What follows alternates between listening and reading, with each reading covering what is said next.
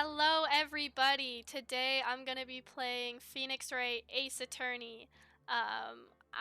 The amount that I know of this game is like piecemeal from like clips or like sometimes I've watched a little bit of like people play it, but I don't know too much about it beyond like you're an attorney and you're trying to get people like why can't my brain think right now about what I'm trying to say?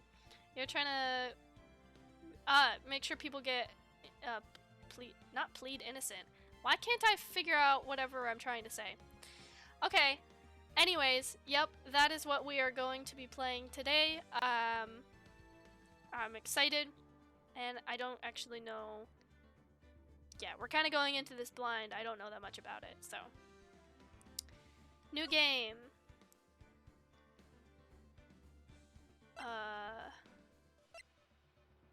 Okay. I'm assuming we just start with Ace Attorney, right? Was that right? Yeah. So, we'll do this one. Episode 1, the first turnabout. Okay.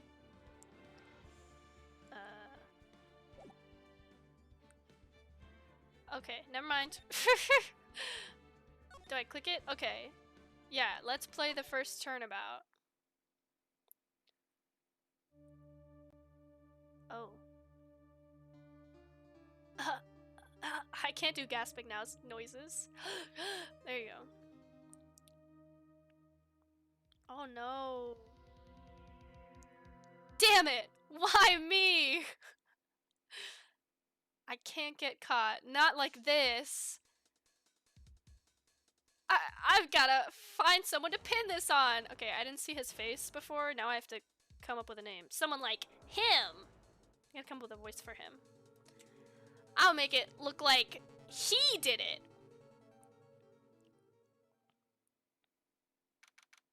August 3rd, 9:47 a.m. District Court, Defendant Lobby number 2. Boy, am I nervous. Right. Oh, she looks like she has a nice voice. Oh, hiya, Chief. Whew. I'm glad I made it on time. Well, I have to say, Phoenix, I'm impressed. Not everyone takes on a murder trial right off the bat like this. It says a lot about you, and your client as well. Thanks. Actually, it's because I owe him a favor. A favor? You mean, you knew the defendant before this case? Yes. Actually, I kind of owe my current job to him. He's one of the reasons I became an attorney. Well, that's news to me. I want to help him out any way I can. I just really want to help him. I owe him that much. It's over! My life, everything, it's all over! Is that your client screaming over there? Yeah, it's him. Death, despair, oh! I'm gonna do it, I'm gonna die! It sounds like he wants to die. Yeah. Nick! Hey there, Larry. Dude, I'm so guilty! Tell them I'm guilty! Give me the death sentence, I ain't afraid to die! What? What's wrong, Larry? Oh, it's all over! I'm finished! Finished! I can't live in a world without her, I can't! Who took her away from me, Nick? Who did this? Ah, Nick, you gotta tell me, who took my baby away? The person responsible for your girlfriend's death? The newspapers say it was you. Ooh. Okay. My name is Phoenix Wright. Here's the story. My first case is a fairly simple one. A young woman was killed in her apartment. The guy they arrested was the unlucky sap dating her. Larry Butts? Boots? Butts? My best friend since grade school. Our school had a saying, when something smells, it's usually the butts. In the 23 years I've known him, it's usually been true. He has a knack for getting himself into trouble. One thing I can say, though, is usually not his fault. He just has terrible luck. But I know better than anyone that he's a good guy at heart. That, and I owe him one, which is why I took the case, to clear his name. And that's just what I'm going to do! Very, righteous here? August 3rd, 10 a.m., District Court, room number 2.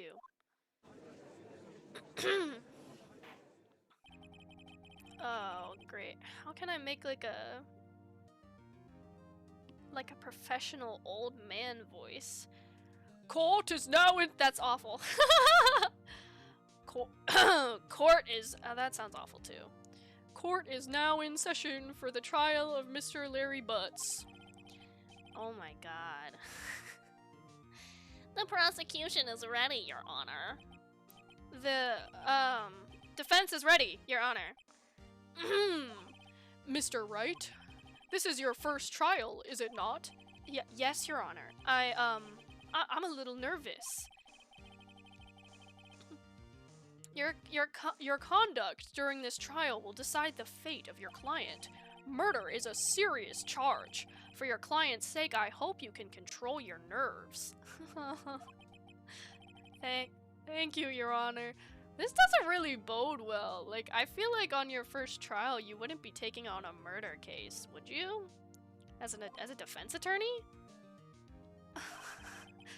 Mr. Wright, given the circumstances, I think we should have a test to ascertain your readiness. Okay, thank you, Judge. Yes, Your Honor. Gulp? Hands shaking. What's that song?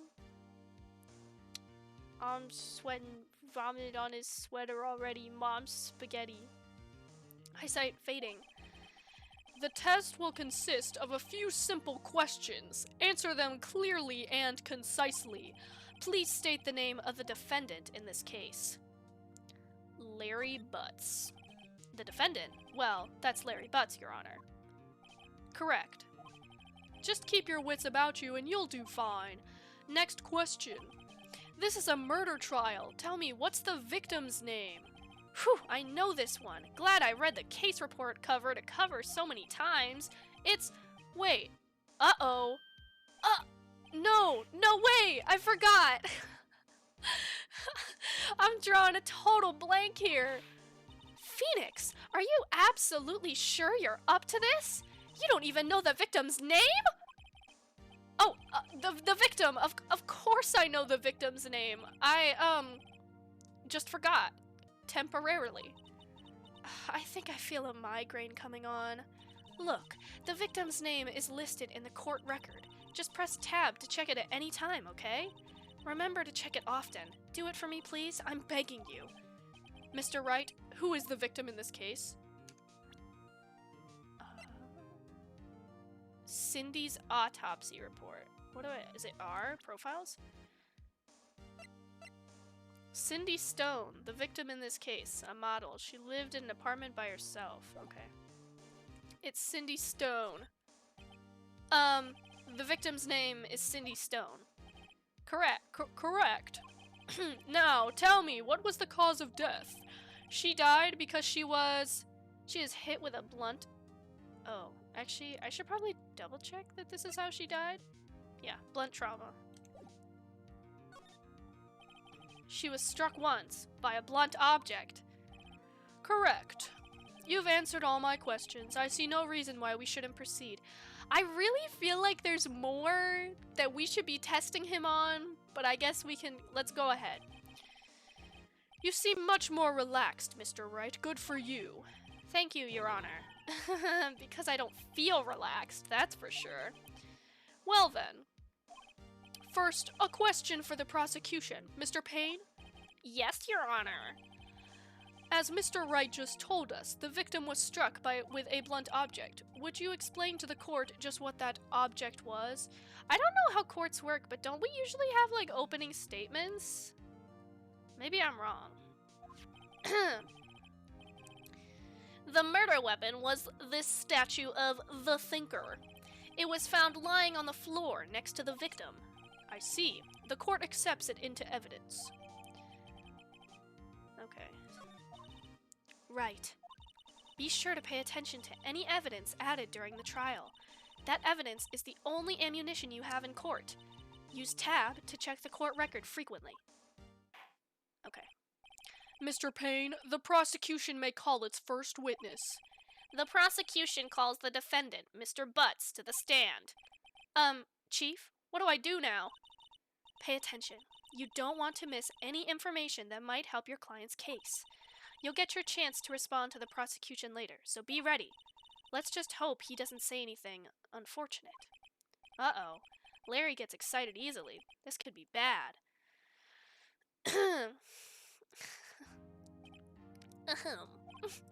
Mr. Butts, is it not true that the victim had recently dumped you? Hey, watch it, buddy! We were great together! We were Romeo and Juliet, Cleopatra and Mark Antony! Didn't they all die? I wasn't dumped. She just wasn't taking my phone calls or seeing me. Ever. What's it to you anyway? Mr. Butts, what you describe is generally what we mean by dumped. In fact, she had completely abandoned you and was seeing other men. She had just returned from overseas with one of, oh my gosh, I cannot read, I'm so sorry. She had just returned from overseas with one of them the day before the murder. What do you mean, one of them? Lies, all of it lies, I don't believe a word of it. Your Honor, the victim's passport. According to this, she was in Paris until the day before she died. I feel like his voice is slipping. Sorry about that. The victim apparently arrived home from Paris on July 30th, the day before the murder. Indeed. She appears to have returned the day before the murder. Dude, no way!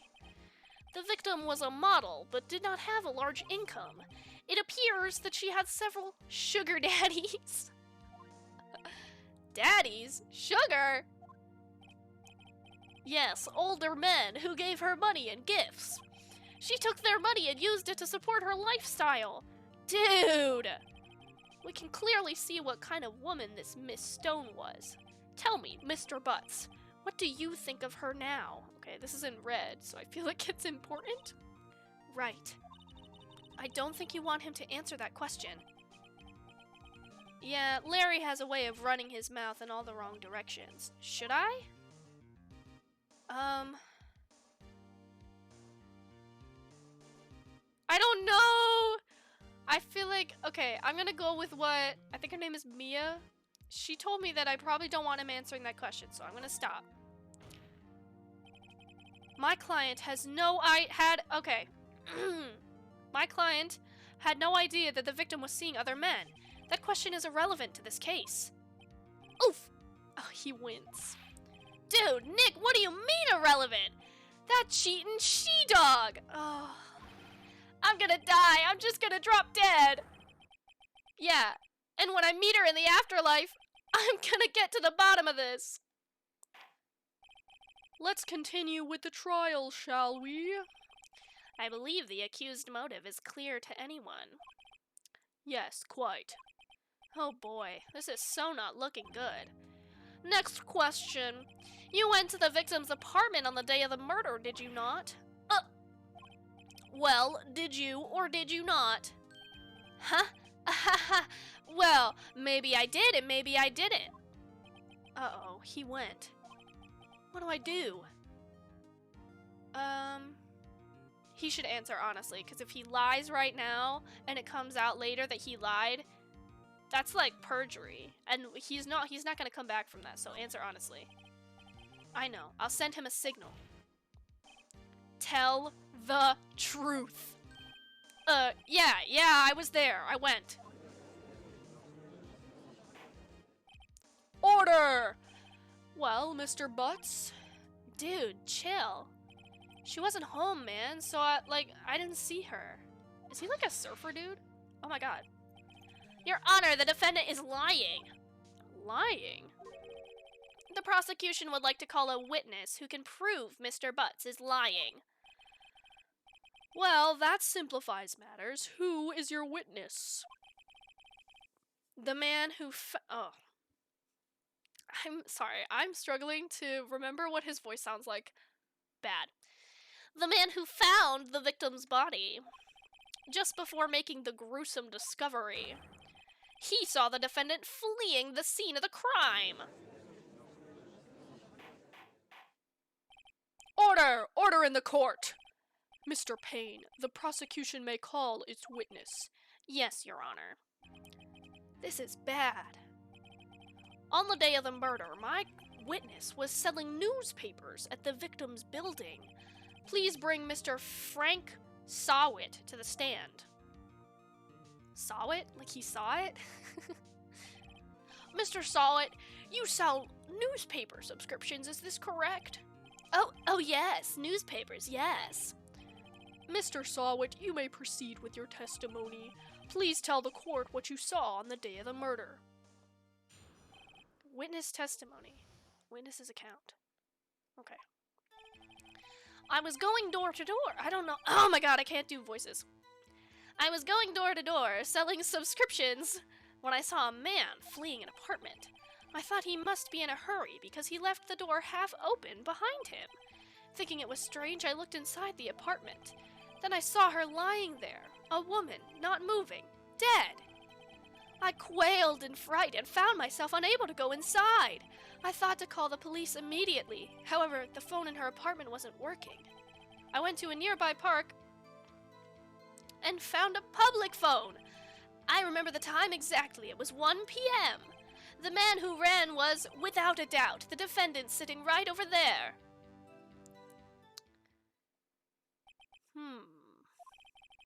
Larry, why didn't you tell the truth? I can't defend you against a testimony like that. Incidentally, why wasn't the phone in the victim's apartment working? Your Honor, at the time of the murder, there was a blackout in the building. Aren't phones supposed to be working during a blackout? Yes, Your Honor.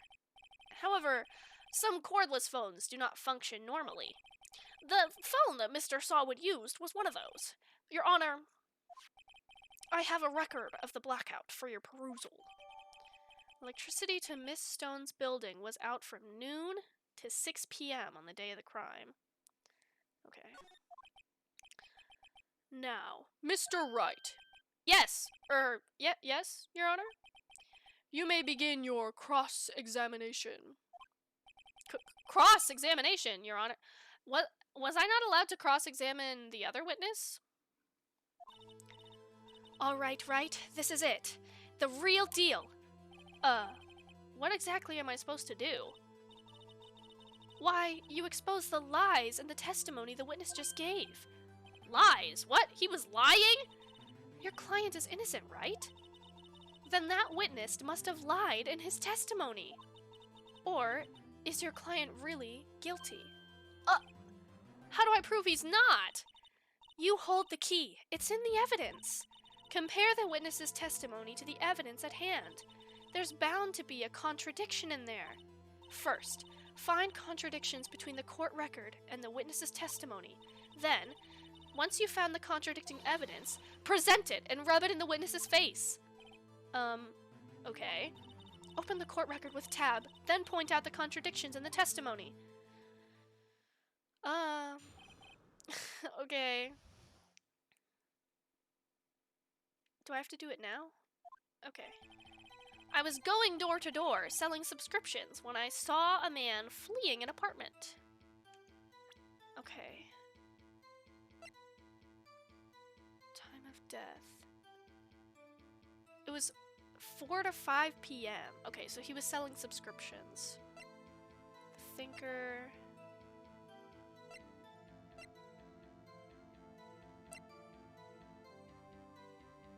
I mean, I don't think there's anything I can say.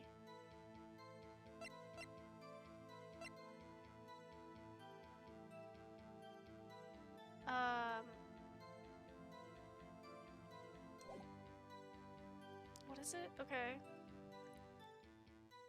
What? Q? Press?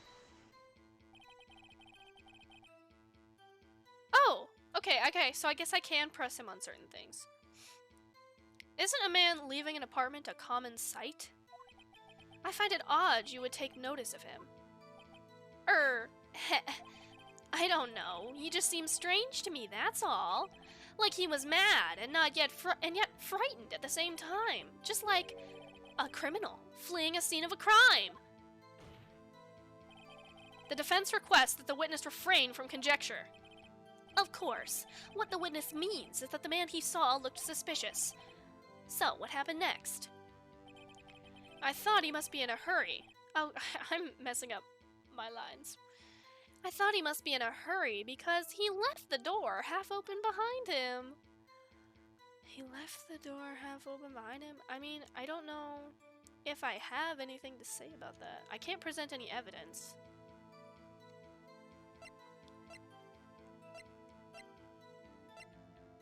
Okay, I guess I'll just press him on it anyways. Half open, you say. Yes, the door was open halfway, yes. I watched for a moment, but no one came close to the door. That's odd, in a big city like this, I thought. I see, and what happened next? Thinking it strange, I looked inside the apartment. Okay. What gave you the idea to do that? Well, duh, he just said. Well, the door was half open, you see. Isn't only human to want to peek. We climb mountains because they're there. It's the same thing. Truer words have never been... I'm sorry. I'm trying so hard to keep their voices distinguishable. Truer words have never been spoken. Anyone would look inside. Why did pain cut him off so quickly? So, you looked inside the apartment. What happened then?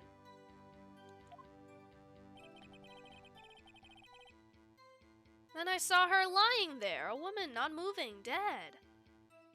Okay,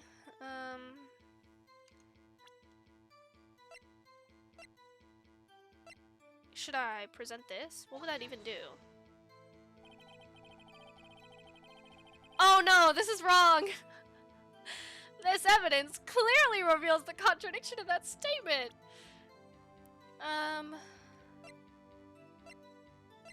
Hold on, go back. Can I quit? I'm sorry. How exactly are that evidence and they aren't, are they? No. Mr. Wright, please think the facts over before making accusations. I don't think that won me any points with the judge. No, I don't think so either. Okay, then I saw her lying there. Okay, press him about it. Hold it! Are you sure she was dead? Oh, that's true.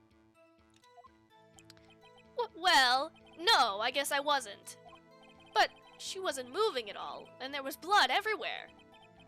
I guess that would look fatal to anyone. Very well, what happened next? I quailed in fright and found myself unable to go inside. Okay, why? So, you didn't touch anything in the apartment? Yes. I mean, no, nothing. Okay, what happened next? I thought to call the police immediately. Hold it. You thought to call the police? Does that mean you didn't actually call them? Please, listen to the rest of the testimony. You thought to call the police. What happened next? However, the phone in her apartment wasn't working.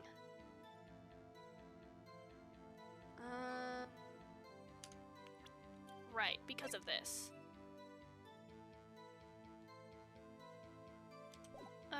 Okay. The phone in her apartment wasn't working. Yes, I mean, no, it wasn't, right. But you said you didn't go into the apartment, or did you? Oh, that? I can explain that. There was a cordless phone on the shelf in the entryway. I reached inside and tried using that to call, and that phone wasn't working, correct? What happened next? Okay. I went to a nearby park and found a public phone.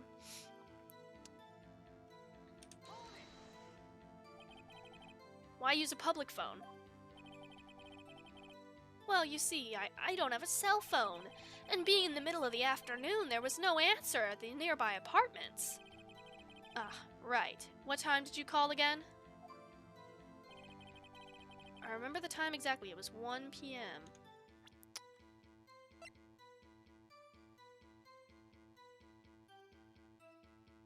No, her time of death was 4 to 5. He couldn't have been there at 1. Right? I think that's it. Present this. You found the body at 1 p.m. You're sure? Yes, it was 1 p.m. for certain. Frankly, I find that hard to believe. Your statement directly contradicts the autopsy report. The autopsy notes the time of death as somewhere after 4 p.m. There was no body to find at 1 p.m. How do you explain this 3-hour gap? Oh, that! Oh, Oh god. This is trivial! The witness merely forgot the time! Why did I say that like that? After his testimony, I find that hard to believe. Mr. Sawit, why were you so certain that you found the body at 1 p.m.? No, he didn't find the body at 1 p.m. He called the police at 1 p.m., guys. Gee, that's a really good question. Great job, Wright. Way to put him on the spot. That's all you have to do. Point out contradictions. Lies always beget more lies. See through one, and their whole story falls apart. Okay. Wait, I remember now. Would you care to give your testimony again? Oh, okay. You see, when I found the body, I heard the time. There was a voice saying the time. It was probably coming from the television. Oh, but it was 3 hours off, wasn't it? I guess the victim must have been watching a video of a taped program. That's why I thought it was 1 p.m. Terribly sorry about the misunderstanding. I see. You heard a voice saying the time on a taped program. Objection! No, hold on. I have an objection to that. The power was out. Right. You know what to do. I've got this one. I do got this one. You see, when I found the body, I heard the time. There was a voice saying, it's probably coming from the television. Okay. Here we go. From noon until 6 p.m. So even if it was 1, the power was out at that time. There's no way you could have heard it. Hold it right there. The prosecution has said there was a blackout at the time of the discovery, and this record proves it. You couldn't have heard a television or a video. The defense has a point. Do you have an explanation for this, Mr. Sawit? No, I find it quite puzzling myself, quite. Wait, I remember now. Mr. Sawit, the court would prefer to hear an accurate testimony from the very beginning. The constant corrections are harming your credibility. That, and you seem rather distraught. My apologies, Your Honor. It must have been the shock of finding the body. Very well, Mr. Sawit. Let's hear your testimony once more, please. Okay. Here we go. Actually, I didn't hear the time. I saw it. There was a table clock in the apartment, wasn't there? Yeah, the murder weapon.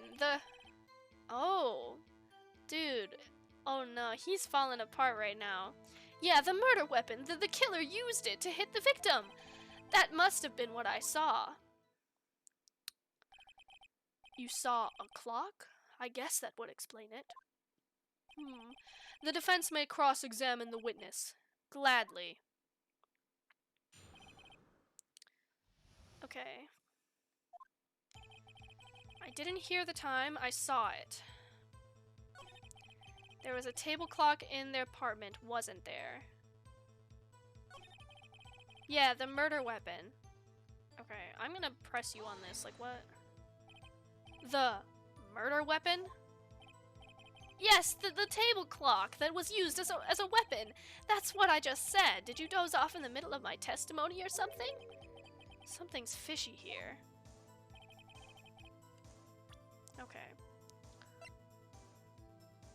No, the murder weapon is not a clock. Is it? Unless that little thing is a... I don't think it's a clock. Wait just a moment. The murder weapon wasn't a clock. It was this statue. Now how is this supposed to be a clock? What? You with your objections and your evidence? Just what do you think you are? Just answer the question, Mr. Sawit. Hey, I saw it there, okay? That's a clock. Your Honor, if I may. Yes, Mr. Payne? As the witness stated, this statue is indeed a clock. The neck... Oh, it is a clock, okay. The neck is a switch. You just tilt it, and it says the time out loud. As it doesn't look like a clock, I submitted it as a statue. My apologies. I see. So the murder weapon was a table clock after all. Well, Mr. Wright, it appears the witness's testimony was correct. This is a clock. Do you have any problems with his testimony now? Yes. Your Honor, there is a gaping hole in this witness's testimony. The only way he could have known the weapon was a clock is to hold it in his hand. Yet the witness testified that he never entered the apartment. Clearly a contradiction. Indeed. The witness knew it was a clock because he went into the apartment. You're lying. You were inside the apartment on the day of the murder. Oh yeah? Prove it! Prove I went in there! I'll do better than that. I can prove you're the one who killed her. Oh. I don't think you should say things like that without any proof. What? You can't say that! You struck her with a clock, and the shock of the blow triggered the clock's voice. That was the sound you heard. I don't know about that. Order in the court. Intriguing. Please continue, Mr. Wright. Yes, Your Honor. Mr. Sawit, the sound must have left quite an impression on you. Understandable, since the murder weapon spoke just as you hit the victim. That voice was burned into your mind. That's why you were so certain about the time. What's the meaning of this? This is all baseless conjecture. Baseless? Just look at the witness's face. Would the witness care to elaborate? Did you strike the victim with the clock? That day, I never. Look, the clock, I heard, no, I mean, I saw, Oh my god, what? Shut up, I hate you! It was him, I tell you, I saw him! He killed her, and he should burn! Burn! Give him death! I'm kind of giving up on the voice now. Order in the court, I say. Your Honor, a moment, please. There isn't a shred of evidence supporting the defense's claims. Mr. Wright. Your Honor. You claim the sound the witness heard came from the clock. Do you have any evidence? The whole case is riding on this. I better think it through carefully. Your Honor. The sound Mr. Sawit heard was definitely this clock. The fact which is clear if you simply... I don't know. I mean, we could look at the batteries. But what would that help us with? If we ask the neighbors, they won't know, because they probably know it. The sound of it anyways, if it's loud enough. And then... I don't think let's just try sounding the clock. Let's sound the clock now, here in this court. Your Honor, may I have the clock? I ask the court to listen very carefully. think it's 8:25. Oh, that's certainly a strange way to announce the time. Well, he is the thinker, after all. So we've heard the clock. What are your conclusions, Mr. Wright? Mr. Payne, Mr. Payne, can you tell me what time it is now? Oh! It's 3 hours off! Wait, is that 3 hours? 8:25 and then 11:25. Yeah. It's 11:25. Ah! As you can see, this clock is exactly 3 hours slow. Precisely the discrepancy between what Mr. Sawit heard and the actual time of death. So, Mr. Sawit, try to talk your way out of this one. Actually, yeah, like... Ha! Ha ha! You forgot one thing! Uh-oh. What's he talking about now? While it may seem like this clock is running 3 hours slow, it proves nothing. How do you know it was running 3 hours slow the day of the murder? If you can't prove that, you don't have a case. He's right. How am I going to prove that? Damn it, I was so close. Mr. Wright? It seems you lack the critical evidence to support your claim. Yes, Your Honor.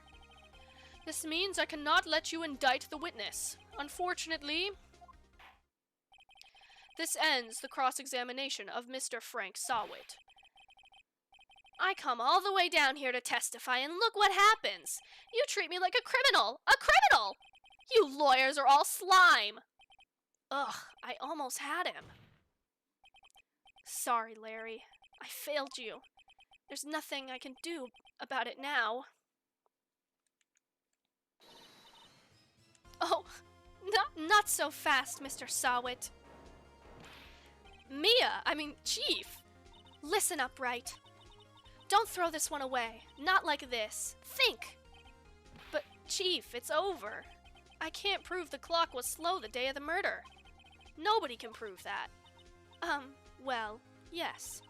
But that doesn't mean you can't still win. Try thinking out of the box. Don't waste time doubting the facts. Assume the clock was 3 hours slow and think it through. Ask yourself, why was the clock 3 hours slow? Figure out the reason and you'll have your proof. Right? Right? Girl. Can you think of a reason as to why the clock would be 3 hours slow? Can I? Yes, when the power... No. It's run on batteries, so it can't be when the power was cut out.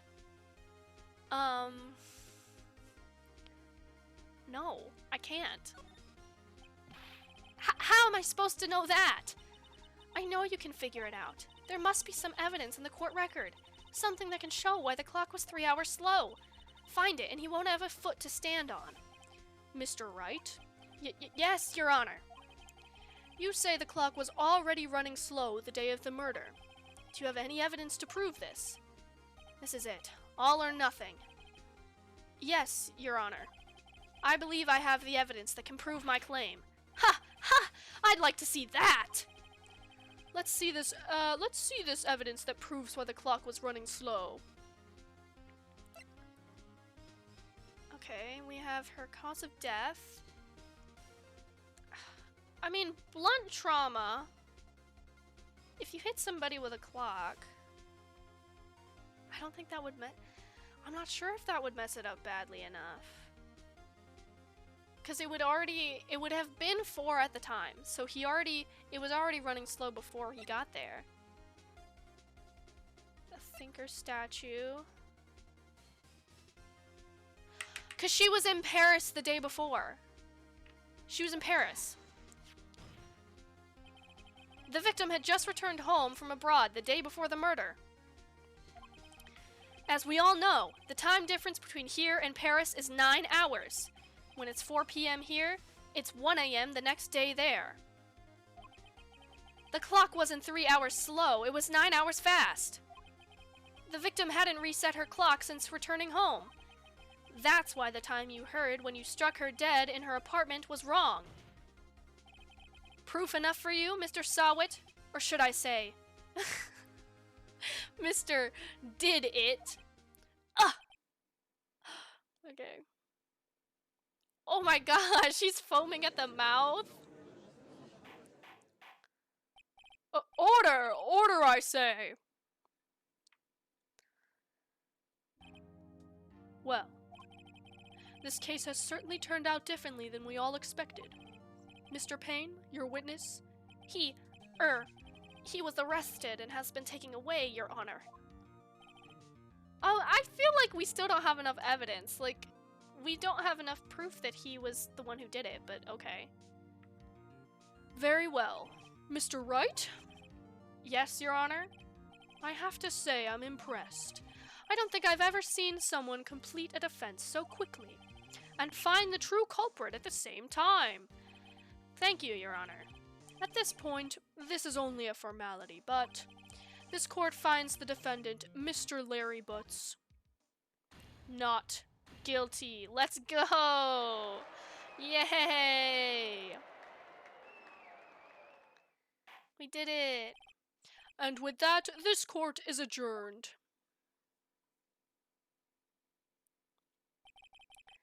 It turns out that Frank Sawwood was a common burglar. He posed as a newspaper salesman to check and see when people were out of the house. That day,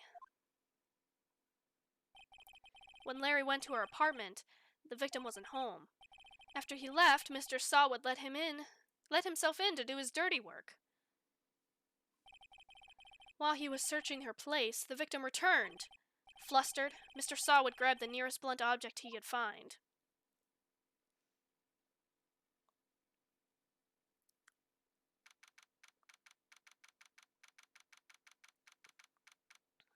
Okay, August 3rd, 2:32 p.m. Whew, I still can't believe we won. Right, good job in there. Congratulations. Thanks, Chief. I owe it all to you. Not at all. Not at all. You fought your own battles in there. It's been a while since I've seen a trial end on such a satisfying note.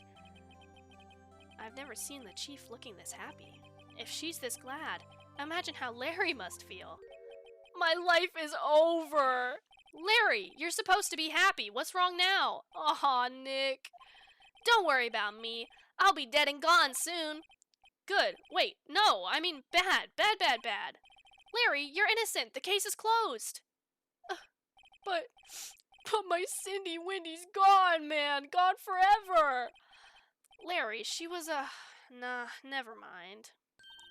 Congratulations. Harry? Harry.